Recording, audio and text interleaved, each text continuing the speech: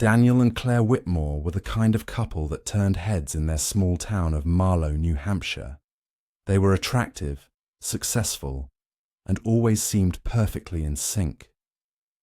Daniel ran a home renovation business that had become one of the most trusted names in the area, while Claire managed the office side of things, handling clients and finances with quiet efficiency. Together, they built not just a company, but a brand. Locals saw them at community fundraisers, farmers, markets and holiday events, always hand in hand, always smiling. Social media only reinforced the image. Pictures of beach vacations, dinner parties with friends, their golden retriever curled up on a designer rug. From the outside, they were the perfect couple. But perfection often hides the deepest cracks. Beneath the glossy surface, Claire was living a very different reality. Close friends noticed subtle changes in her over the past year. Withdrawn behavior, nervous glances, long sleeves even in summer. She stopped inviting people over and became vague about her day-to-day life. She started cancelling lunch plans and missing book club meetings. When one friend confronted her gently, Claire brushed it off, saying she was just overwhelmed with work. But there was more, much more. What most people didn't know was that Daniel had a temper, not the kind that explodes in public, but the kind that simmers in private, behind closed doors. He didn't hit her, at least not at first.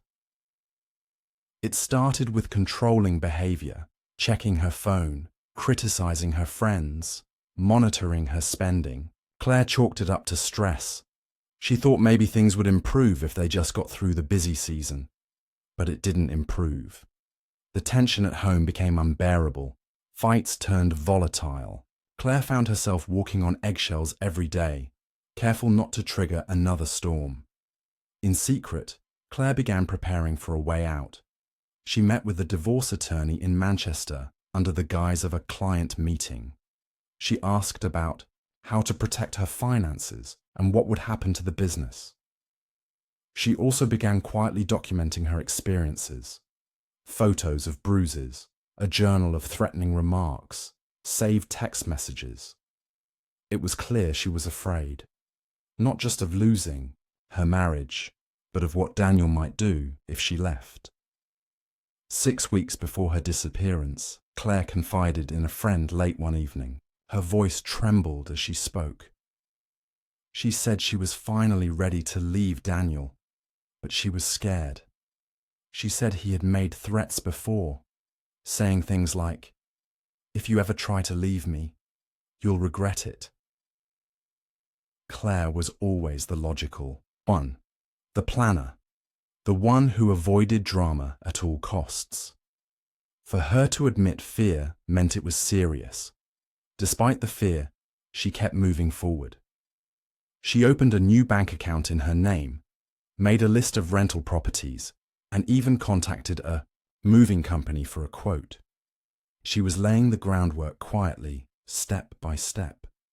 But someone was watching her more closely than she realized. Someone who had built his entire life on control and who was starting to feel it slipping through his fingers. The morning was bitterly cold, the kind that painted frost across every surface and sent sharp winds across the Merrimack River. Local fishermen, bundled against the chill, had set out early, hoping to find a good spot near the riverbank. Instead, he found something that would haunt him forever. Just beneath the surface of the water, tangled in reeds and partially submerged, was what he first thought was a discarded bundle of trash. As he moved closer, his heart sank, wrapped tightly in a blue tarp, weighed down with what looked like cinder blocks, was the lifeless body of a woman. Authorities arrived within the hour.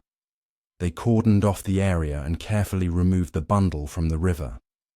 The tarp had been tightly sealed with thick rope, but water had leaked in.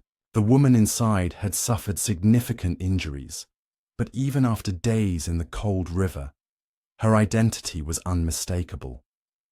It was Claire Whitmore, missing for 3 days. Her wedding ring was still on her finger. 3 days earlier, Daniel Whitmore had called police to report his wife missing. He claimed Claire had left the house after a disagreement and never returned. He said she was probably just clearing her head and would be back by morning. But when 24 hours passed without any word, he appeared more concerned and filed the report. He told the officers Claire had been under a lot of stress and even hinted that she may have been depressed. She wasn't herself lately, he said. I'm worried she might have done something drastic. From the start, investigators were uneasy. Daniel's demeanor was too controlled. He was composed, even while discussing the possibility of his wife's death. The timeline he offered raised questions, especially when paired with security footage pulled from the gas station where Claire's car had been found. Her vehicle, a grey SUV, had been parked awkwardly beside a side entrance with the driver's side door unlocked and the keys still in the ignition. There was no sign of struggle, no forced entry, and oddly, no fingerprints on the door handles, not even Claire's. Detectives checked the surveillance footage. Claire never appeared on any of the cameras, but around 3 a.m., Daniel's pickup truck was seen circling the lot. The headlights were off. The video wasn't perfectly clear, but it was enough to raise suspicion. When questioned, Daniel said he couldn't sleep that night and had gone out for a drive.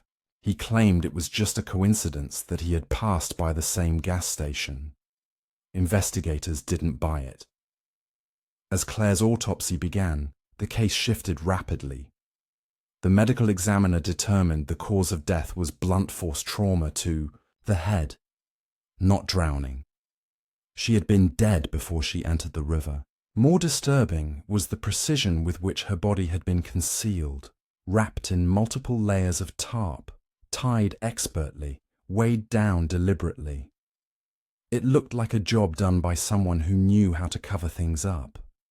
Someone who had done it before, or at least thought about it long enough to make it look like they had. Daniel's story was beginning to unravel.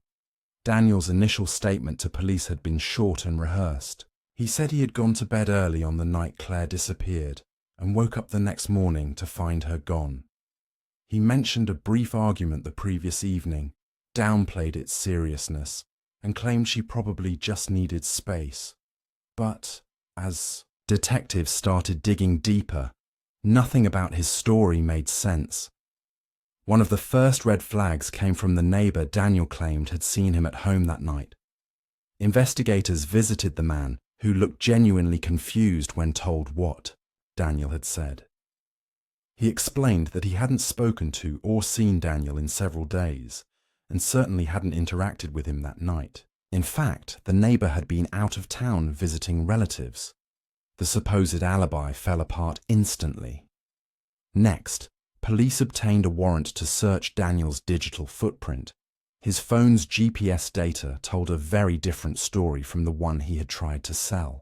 While he insisted he never left the house that night, location data placed his phone near the Merrimack River between 2:40 and 3:15 a.m., just a few hours before Claire's body was likely placed there. His vehicle's onboard GPS confirmed the same route. The timestamps matched perfectly with the surveillance footage from the gas station. When presented with the GPS records, Daniel claimed his phone must have been stolen or misplaced that night. It was another lie that didn't hold up. His call logs showed several text messages sent after 3 a.m., all consistent with his usual writing style. There were also searches on his browser history. How long does it take a body to decompose? In water. And can you trace cinder blocks, both made in the days leading up to Claire's death? The evidence was starting to speak for itself. Investigators turned their attention to Claire's final movements.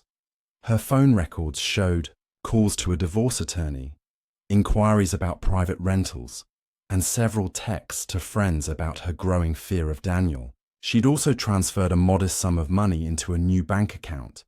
She had been careful, methodical. She never told Daniel directly she was leaving, but it was becoming clear that he had figured it out anyway. He had motive, strong, emotional, and personal. Meanwhile, forensic analysis of Claire's SUV revealed an absence of physical evidence, which in itself was suspicious. The interior had been wiped down thoroughly, far more than anyone would for routine cleaning. There were no fingerprints, none from Claire, none from Daniel, nothing. But in the trunk, a single hair matching Daniel's DNA profile was recovered, along with a faint smear of what turned out to be Claire's blood. The investigation was no longer just focused on Daniel's possible involvement. It was now about proving premeditation. Every lie he told created another lead, and each one contradicted the next. Detectives had stopped asking if Daniel was guilty. They were now focused on understanding just how far he had gone to cover his tracks, and how close they were to uncovering it all. As the investigation intensified, detectives turned their attention to the Whitmore home, hoping it might hold the answers Daniel refused to give. On the surface, the house appeared immaculate, almost unnaturally so. Every surface gleamed. Every tool in Daniel's workshop was arranged with precision, but seasoned investigators knew that perfection often concealed something far more sinister. With a search warrant in hand, they combed through each room, paying special attention to the basement, where Daniel often worked late into the night. On home renovation projects, it didn't take long for them to notice something unusual. A portion of the basement floor looked freshly repaired. The concrete was lighter in color than the rest, and the texture was inconsistent. It stood out in a room otherwise untouched by recent work. When asked, Daniel claimed he had patched a crack caused by moisture issues.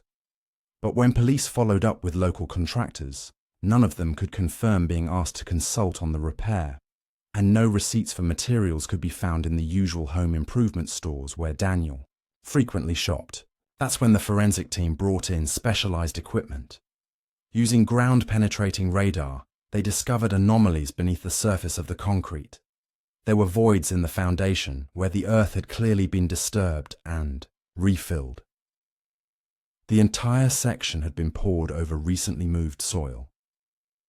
Investigators broke through the patch and uncovered remnants of tarp, small scraps of rope, and traces of what would later test positive for Claire's blood. It was the same type of tarp used to wrap her body, and the rope matched the knots used to bind her.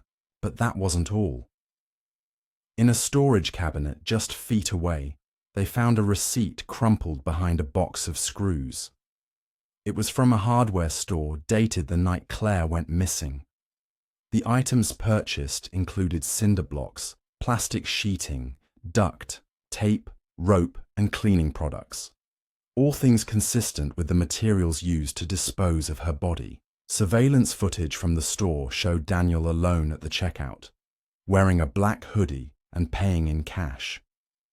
The findings were overwhelming, but investigators weren't done. A forensic sweep of the house revealed more subtle but telling clues: faint traces of blood on the stairwell carpet, bleach residue in the bathroom, and microscopic droplets of blood on the underside of the utility sink. While they weren't enough to indicate a struggle throughout the house, they painted a picture of someone meticulously trying to erase every trace of what had happened. Daniel was brought in for another round of questioning, but this time, the investigators didn't need him to confess. They had the story told in fibers, receipts, stains, and digital trails. What they found in the basement was the turning point. It shattered any doubt about whether Claire's death had been an accident or a heat-of-the-moment act. This was planned, executed, and concealed with intent. Daniel hadn't lost control. He had carefully, deliberately tried to regain it by eliminating the one person slipping out from under it. Daniel's arrest came swiftly after the basement discovery. Detectives arrived at his house just after sunrise, catching him off guard as he stood in his driveway with a mug of coffee in hand. He looked more annoyed than surprised, like someone interrupted in the middle of a chore, not a man about to be charged with murder. He didn't resist. He barely spoke. As officers read him his rights, he simply nodded and glanced at the growing line of neighbors gathering to watch. His face was unreadable, but inside, Daniel must have known the truth had finally outrun the lies. The trial drew massive public attention. A well-known figure in a quiet community, Daniel Whitmore was not just another name in the news. He was someone people had invited into their homes, trusted with their families, hired for their most personal projects. The idea that this man had murdered his wife and attempted to bury the truth beneath concrete shocked everyone. But in the courtroom, the evidence spoke louder than any testimony could. Prosecutors laid out a precise and methodical timeline. They showed the jury how Daniel had purchased all the materials necessary for Claire's disposal in a single trip, how he'd scrubbed the house with industrial cleaners, and how he tried to throw investigators off with false alibis and a staged disappearance. They highlighted the digital trail, Google searches, GPS data, deleted messages recovered from backups, that revealed not only premeditation, but a disturbing level of planning. Daniel hadn't snapped. He had calculated. Claire's friends and family filled the gallery, sitting quietly as the prosecution replayed surveillance footage, presented crime scene photos, and read from Claire's journal entries. The defense tried to cast doubt, arguing that the evidence was circumstantial, that the GPS data was flawed, that Daniel had been under emotional stress. But the arguments didn't hold up. The physical evidence was simply too overwhelming, the lies too frequent, and the motive too clear. When the jury returned with a verdict, guilty of first-degree murder, Daniel showed no emotion. He stood motionless as the judge sentenced him to life in prison without the possibility of parole. Claire's sister wept silently in the back row. One of the lead detectives, who had followed every breadcrumb in the case, later said, "He thought if he could control the story, he could control the outcome. But he never realized we were watching everything he tried to hide." In the end, Daniel wasn't betrayed by a single mistake, but by dozens of them, each small, each avoidable, but all connected. Every detail he tried to erase had left a shadow behind. Every lie he told had a crack in it, and the very tools he used to build a life with Claire became the ones that revealed how he had destroyed it. The case of Daniel and Claire Whitmore became a cautionary tale, not just about domestic violence or the illusion of perfection, but about how, no matter how careful a killer might be, the truth has a way of surfacing, sometimes quite literally.